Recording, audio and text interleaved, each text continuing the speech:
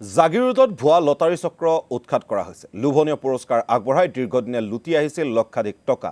নগাঁৱৰ বটদ্ৰৱাৰ পৰা জাগিৰোড আৰক্ষীয়ে গ্ৰেপ্তাৰ কৰে লটাৰীৰে জড়িত তিনিটা অভিযুক্তক। আৰক্ষীয়ে গ্ৰেপ্তাৰ কৰে আলী আকবৰ, আশ্ৰাফুল ইছলাম আৰু মেৰাজুল ইছলামক। বৰ্তমানে পলাতক লটাৰী চক্ৰৰ মাষ্টাৰ মাইণ্ড জিয়াবুৰ। উজনি আৰু নামনিৰ একাংশ অঞ্চলত NGOৰ নামত সামাজিক মাধ্যম যোগে ভুৱা লটাৰীৰ টিকট বিক্ৰী কৰি আহিছিল চক্ৰটোৱে। বিলাসী বাহনৰ লোভ দেখুৱাই লুটিছিল লক্ষাধিক টকা। জাগিৰোড আৰক্ষীয়ে লটাৰী চক্ৰটোৰ বিৰুদ্ধে গোচৰ ৰুজু কৰি অব্যাহত ৰাখিছে তদন্ত।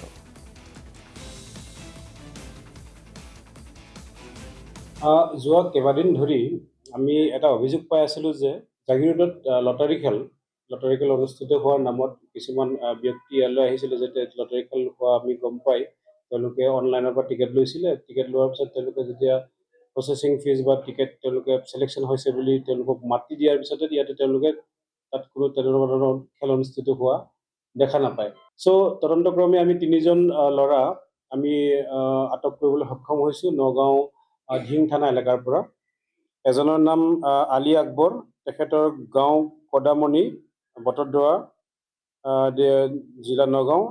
এজন হৈছে মিৰাজুল ইছলাম, দেউতাকৰ নাম আব্দুল কালাম, চামতলা ভিলেজ চামতলা, PS কচুৱা। আৰু এজন হৈছে আশ্ৰাফুল ইছলাম, এওঁৰ ঘৰো বটদ্ৰৱা। চ' যিখিনি নাম্বাৰ দি তেওঁলোকে কাষ্টমাৰক ফোন কৰিছিলে, সেই মোবাইলবিলাক আমি 5টাকৈ মোবাইল আমি উদ্ধাৰ কৰিবলৈ সক্ষম হৈছোঁ। আৰু এই মোবাইলবিলাকত এই টিকেটবিলাক আছিলে। বিভিন্ন বেলেগ বেলেগ জিলা আছে, শিৱসাগৰ আছে, যোৰহাটৰ আছে। চ' তেওঁলোকে কি কৰে, ফেচবুকত তেওঁলোকে টিকেট এৰি দিয়ে। টিকেটত তেওঁলোকৰ নাম্বাৰ দিয়া থাকে, সেই নাম্বাৰত কাষ্টমাৰে টিকেট ক্ৰয় কৰে। তাৰপিছত তেওঁলোকক সেই ফোনত ফোন কৰি যে আপোনাৰ নাম্বাৰটো চিলেকশ্যন হৈছে, আপুনি লোভনীয় অফাৰবিলাক দিয়ে। তেওঁলোকে টয়টা গাড়ী পাইছে, আপোনাৰ ফৰ্চুনাৰ গাড়ী পাইছে। চ' লটাৰী খেল ইমান তাৰিখে আছে, আপুনি আহিব। সেইমতে তেওঁলোকে আহি যায়। আহি যোৱাৰ পিছত তেওঁলোকে মেইন লটাৰী খেল পোৱাৰ আগতে তেওঁলোকে প্ৰচেছিং ফিজ বুলি আৰু লৈ লয় 5-10 হাজাৰ টকা যি মন যায় লৈ লয়।